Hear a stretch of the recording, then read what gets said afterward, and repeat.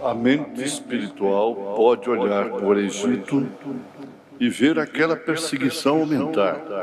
Pode ver José sendo tirado a fim de que a perseguição aumentasse. Apacentava Moisés o rebanho de Jetro, seu sogro, sacerdote em Midian, e levou o rebanho atrás do deserto e veio ao monte de Deus, a Horebe. E apareceu-lhe o anjo do Senhor em uma chama de fogo do meio de uma sarça. E olhou, e eis que a sarça ardia no fogo, e a sarça não se consumia.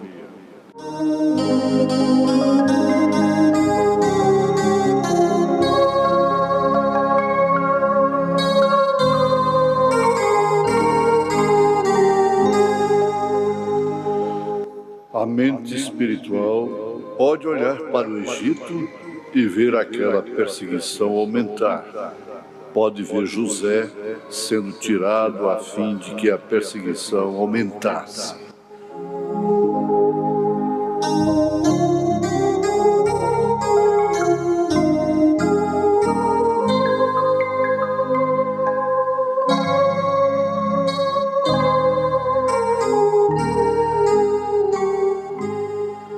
Ouvintes, se prestarmos bem atenção numa citação desta de abertura, já temos uma grande mensagem.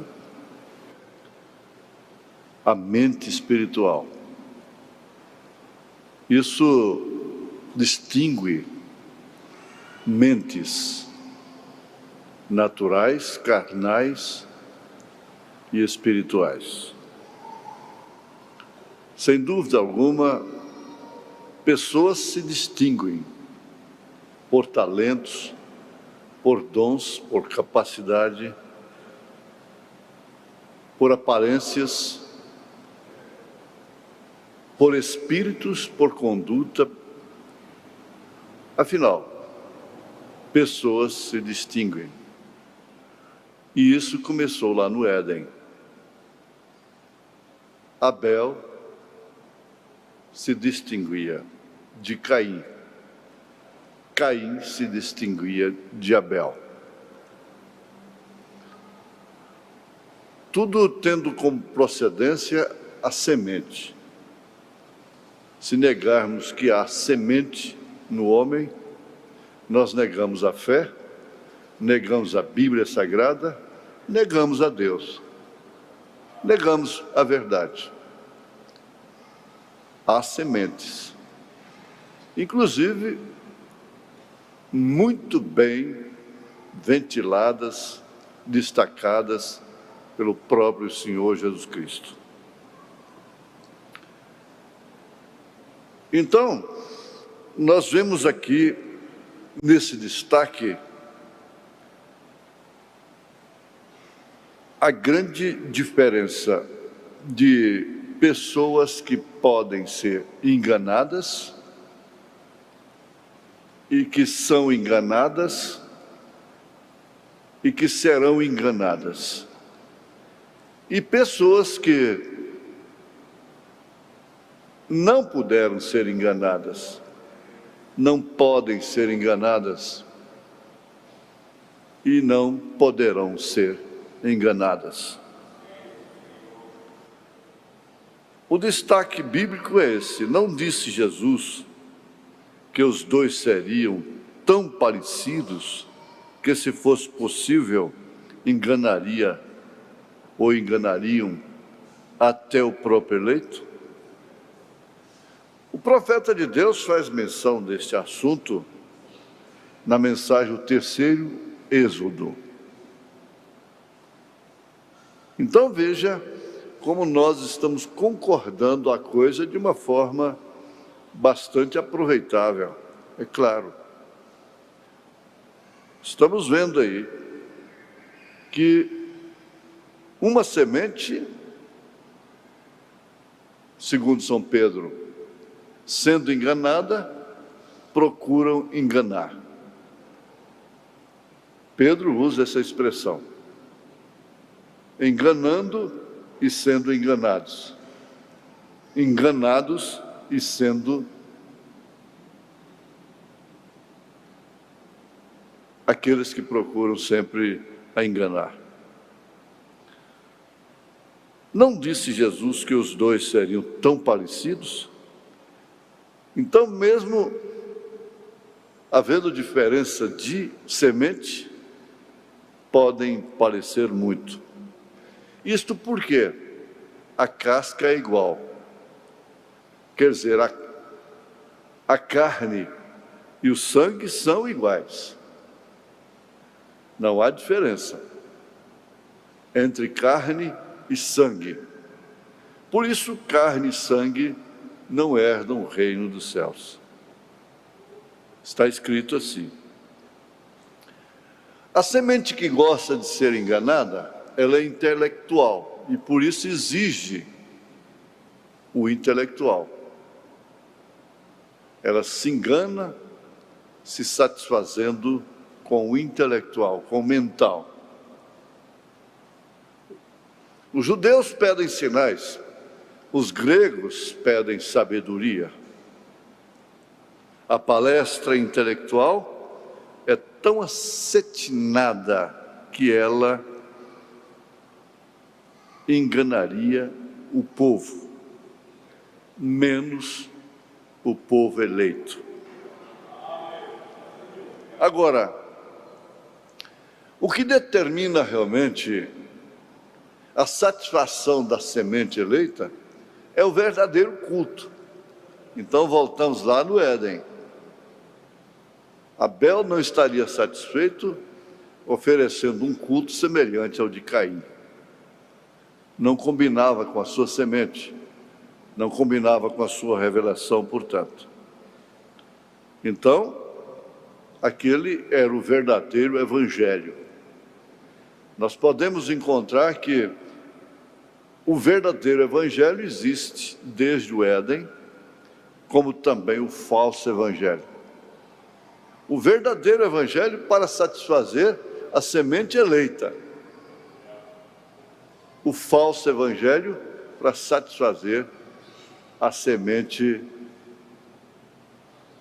enganada. Basta ser enganado para se perder.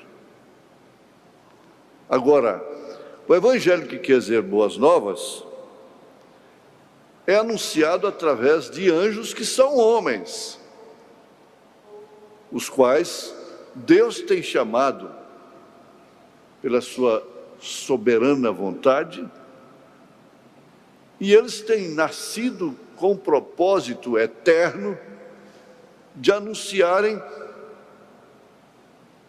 a palavra, a mensagem, o evangelho que alimenta e que sustenta a semente eleita. Isso é muito claro. Não dá nem mesmo para discutir. O homem pode segurar, portanto, uma vez convocado por Deus, pela sua soberana vontade, essa palavra de tal forma que ele quase que poderia fazer qualquer pessoa que seja eleita encontrar-se com o seu Deus. Através do culto de Abel, toda a humanidade, todos os seres humanos que viessem a existir, poderiam se satisfazer espiritualmente através de seu culto. O culto de Abel foi o culto de Moisés, foi o culto de Noé, foi o culto de Josué, foi o culto de Davi, foi o culto de Jesus Cristo. Jesus autenticou o culto de Abel lá no Calvário. Aquele cordeiro que Abel colocou lá no altar, estava falando lá daquilo, lá no Calvário.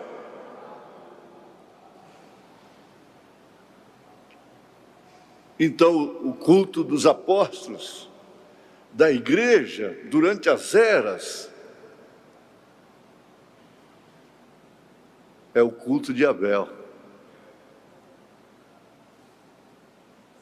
Até nesse instante, nesse presente momento, a verdadeira semente eleita que forma o corpo de Jesus Cristo nessa terra, se alimenta, se sustenta pelo culto de Abel, que é a revelação do sangue. Aleluia. Pois bem, a mente natural, a mente carnal, é fácil dela ser detectada, ser reconhecida pela mente espiritual. Ela está sempre complicando, ela está sempre levando para o intelectual aquilo que é espiritual. Para que seja então semelhante,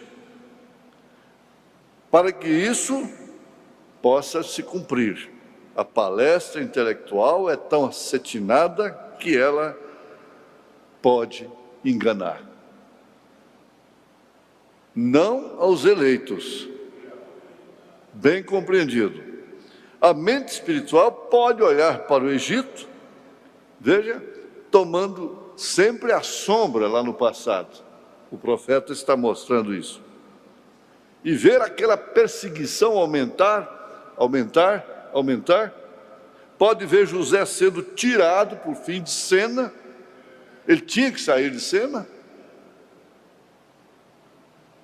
E não deixar um sucessor de seu sangue, de sua linha, de seu espírito, espiritual como ele. Não pense que este mundo terá um sucessor espiritual. Quando esse povo sair de cena com o mensageiro da era, não terá nenhum sucessor para ficar aqui. É total tribulação, é total cativeiro. Isso é verdade. Então, somente a mente espiritual pode ver José sendo tirado de cena para que a perseguição aumentasse e para que aqueles filhos rebeldes,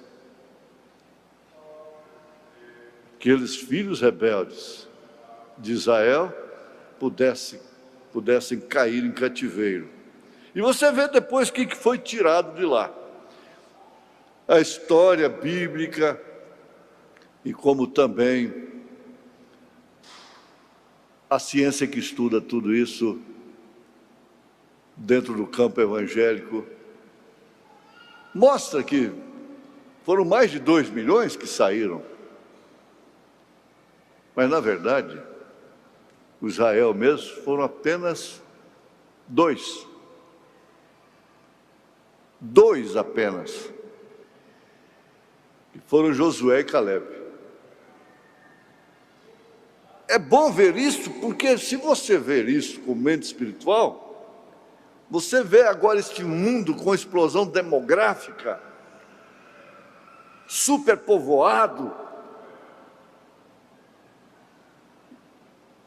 e você, entre a minoria relativa a de Noé, quando entrou com apenas, formando 8 pessoas na arca. E você é um dos 8. Você é um dos 2. Pela lei da relatividade, você está naquele quadro.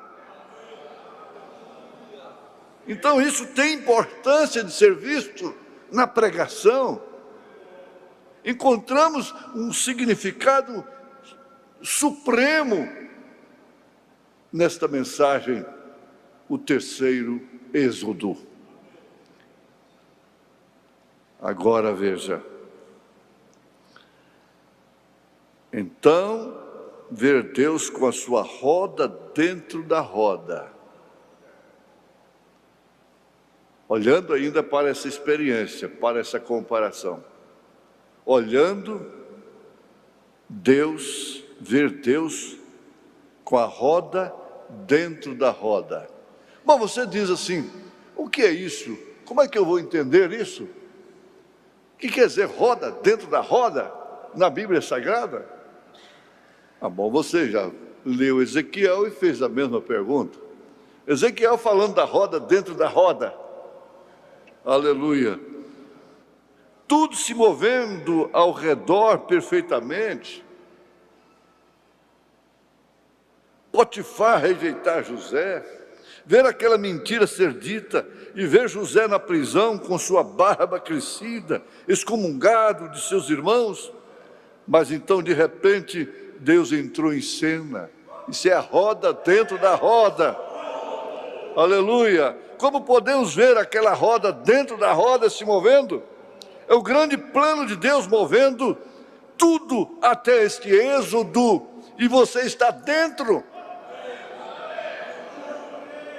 A irmã, o irmão está dentro.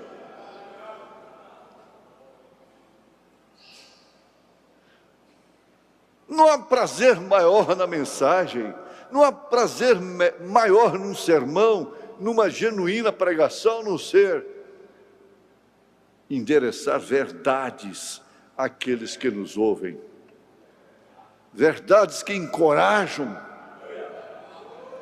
que levam a se levantar, se encontrar dentro da roda, na linguagem do profeta Ezequiel. Essa roda rodando dentro da roda é um quadro perfeito. A mecânica sabe disto. Em nome de Jesus Cristo, Deus nos abençoe. Deus nos abençoe, em nome de Jesus Cristo. Amém.